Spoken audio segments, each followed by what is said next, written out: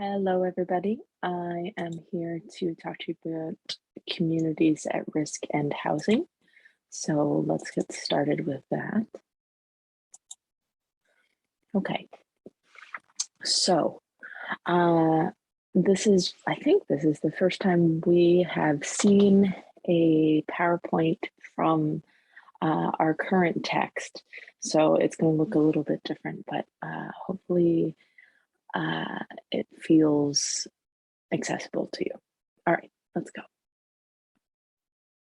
All right, here's our overview where we're going. We're going to talk about housing basics, issues in housing and at-risk communities, and making change.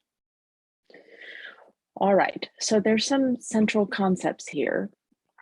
The basics of communities at risk is about residential instability, and we're going to talk about what that means.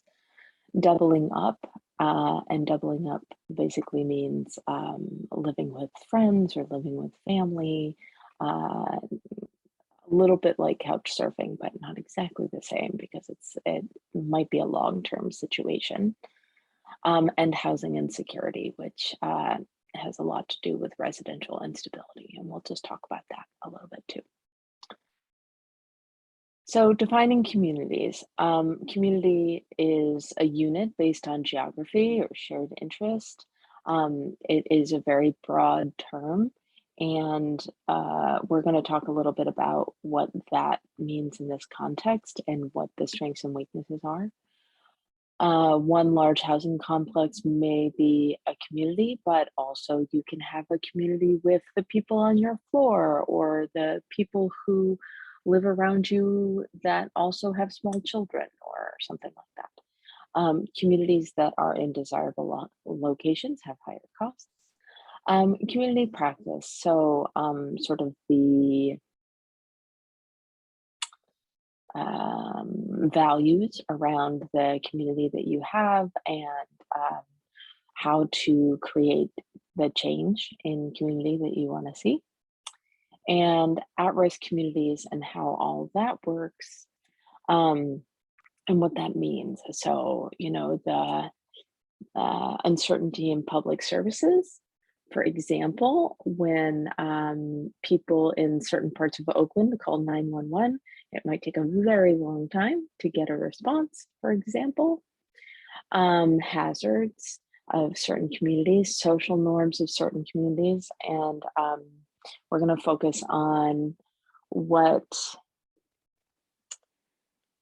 how they're detrimental. Let's put it that way. So almost by definition, at-risk communities are more economically disadvantaged. So we're going to talk about that too. Okay, so housing basics. Types of housing. So there's three basic types of housing. We have home ownership, rental housing, and subsidized housing.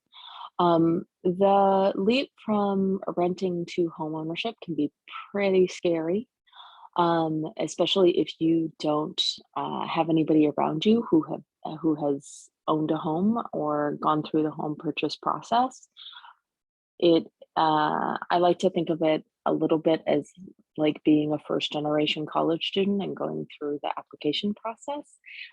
It can be intimidating on that same level if you don't know kind of what the steps are and how it all works. So it can feel a little bit like that. However, there are a lot of programs that exist to help first-time homeowners learn how to navigate that process and to support them in navigating that process. Part of the benefit of owning a home is that you are not, that money that you're paying for your mortgage is going towards owning your home. You're buying a little tiny piece of your home every month when you pay your mortgage, and that money stacks up. And if you ever need to tap into that money, you can borrow against the home equity. So what does that mean? That means that, let's say you bought your home and you put $5,000 down. Cool. Every month you pay another $1,000. Okay, so after a year, you own $17,000 of your home, okay? And let's say that you suddenly need to buy a new car and you didn't expect to need to buy a new car. Well, you can go to the bank that holds your mortgage and you can say, oh my gosh, I need to buy a new car. Can I tap into my home equity? And what they will do is they will give you another loan and you can get some of that money back. So let's say you can pull out that $12,000 that you have been paying in your mortgage every month. You know, you've been paying for a year, so it's $12,000, and they'll give that back to you, and you're basically starting again, right? So you have that option when you own the home. When you rent, you don't. So when you rent, you just pay and that money goes away, and you're just kind of renting the space, kind of like a hotel with all your stuff in it, right? Subsidized housing is rental housing for the most part. Some of it is homeownership programs, but most of it is rental housing. Section 8 vouchers are ways for the government to help pay for your rent. Um, it it's a wonderful set of programs to help people get out of poverty. However, there are some issues with regard to the providers of subsidized housing, and sometimes it's not that easy to get subsidized housing or to find a voucher in a location that you're interested in. You're going to learn a little bit more about that in the according to need um, assignment. So, shared housing. So, people might move in with other people to avoid homelessness. And it's shared housing is sort of a rite of passage in the Bay Area. You know, I think everybody lives in shared housing when they're young, for example, or you know, if money is tight, or a little bit of both. Um, but in other areas of the country, it's not as common, right? So need-focused housing would be like halfway houses. So, you know, if you are, for example, newly released from prison or on parole or something like that, you know, you might go to a halfway house. A shelter would be like, say, maybe a women's shelter for victims of domestic violence, for example. It's a temporary situation, as is halfway houses, but it's safe. There's often case management, and um, if you plan to go on to become a social worker as a career, often your first job is going to be something where you're doing case management in this type of environment. That also goes for residential treatment centers and hospitalization. Um, but those are going to be much more short term than halfway houses and shelter housing. Okay, housing issues: foreclosure, landlords, eviction, substandard housing. Okay. Issues in housing and at-risk communities. So segregation, um, racial discrimination, poverty, income discrimination, redlining, white flight. So let's um, not go into too much detail about these. These are all discussed in your book in quite some detail, but I just want to highlight the idea that segregation is alive and well in the United States, and it is very alive and well in housing. And some of that is obvious in the form of very direct discrimination, and some of it is quite subtle. So, you know, we can talk about how, for example, transportation links and food deserts, you know, like not having a grocery store near where you live can impact segregation. And some of that, like I said, is quite subtle. So with regard to housing and class, you know, like you can be in a situation where um, you know, your housing is quite substandard because you can't afford have something better. And, you know, it is also very intertwined with gender and race.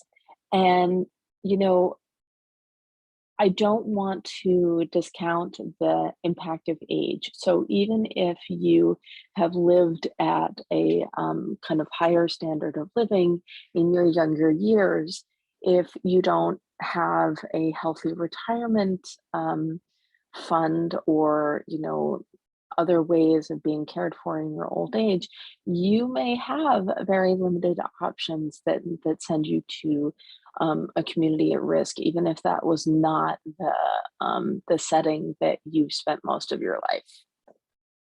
A lot of these things will intersect. That's what that intersection of diversity means. So, equal opportunities for housing, it's not a mystery to the government that there are issues in equal opportunity. And so housing providers need to be monitored, and the government does do some of that.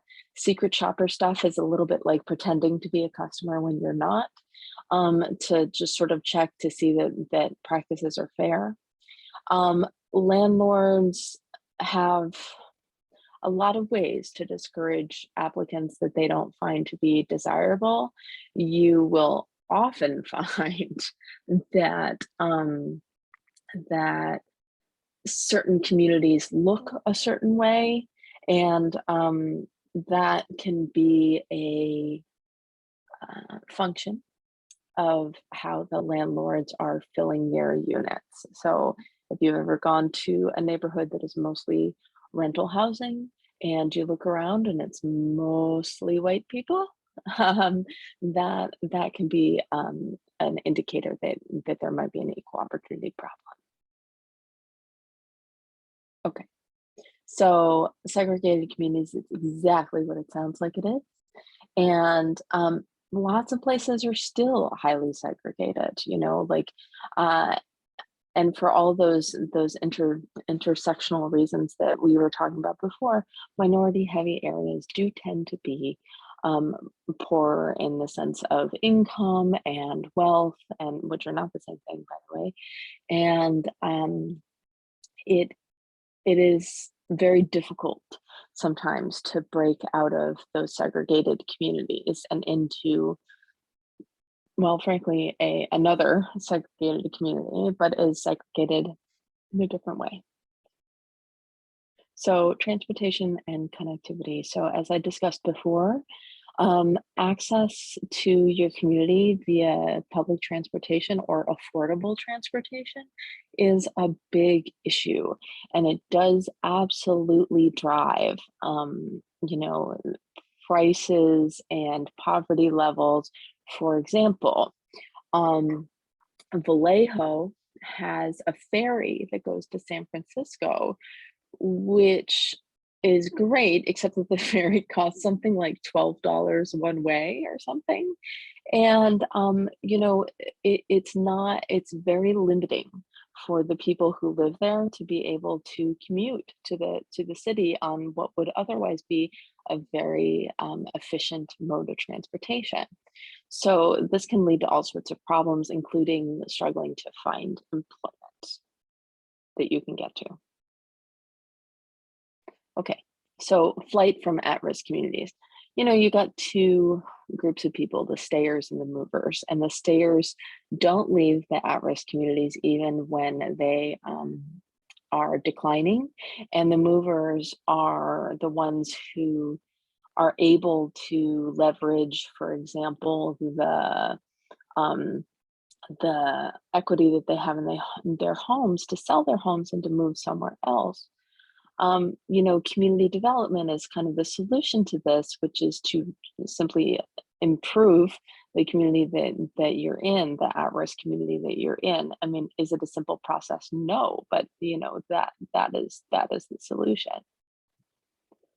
So homelessness, very generally speaking, the definition of homelessness is the lack of regular, adequate nighttime residence.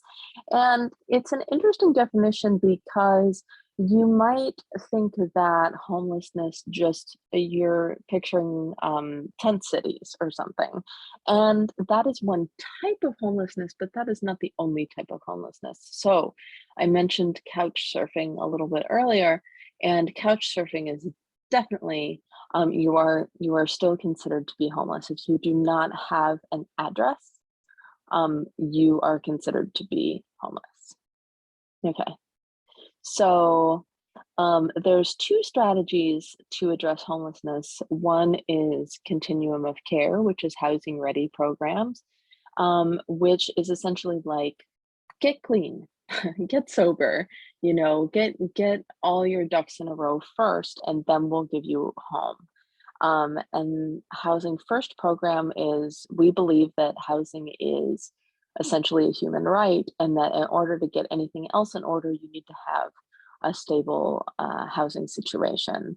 So this is actually discussed in According to Need. And there's also a quiz question around the difference between these two this week. And so I would encourage you to think carefully about the values around these two types of philosophies.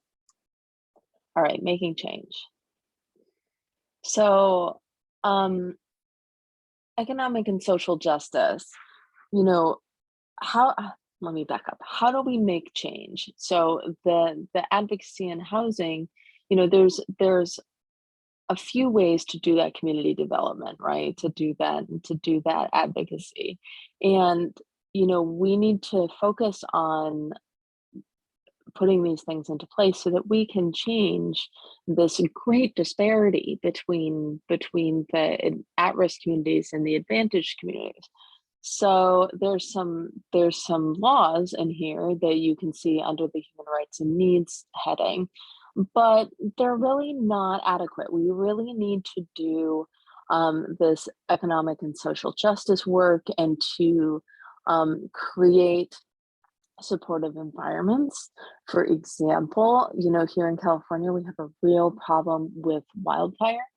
And as we build out away from communities in the cities, for example, what we end up with is less expensive housing, but it's in fire-prone areas.